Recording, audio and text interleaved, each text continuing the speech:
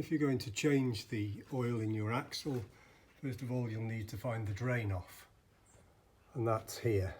That's a 13mm square bolt, and a 13mm standard spanner will get it if you haven't got the correct tool.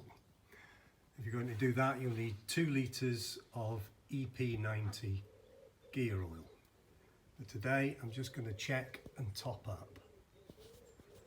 So here on the side you'll find a 13mm square hole, for which you will require one of these. They come in little kits and they're not expensive. First of all, you want to get a small screwdriver and clean all the mess out of there.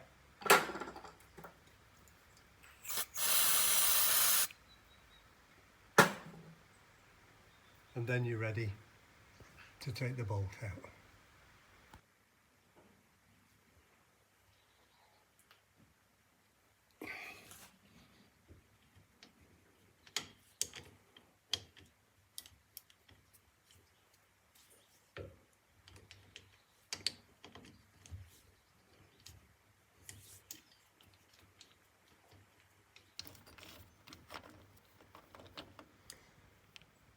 Remove that.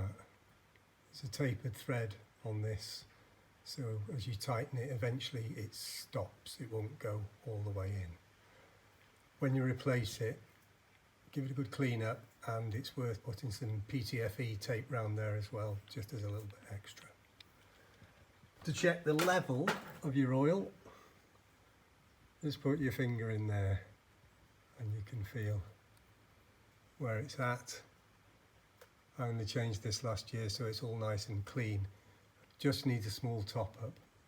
You'll know when you've put enough oil in because it starts to run back out, and that's the point that you've topped it up.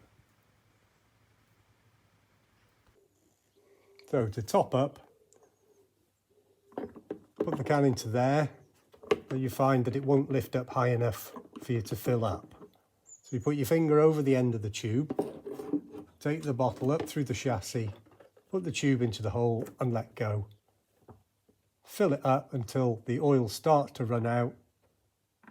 Put your finger back on the end of the tube, and that's how it's done. Don't forget to roll up your sleeves and have plenty of cloths handy, because by now the oil will be running down your arms and dripping off your elbows.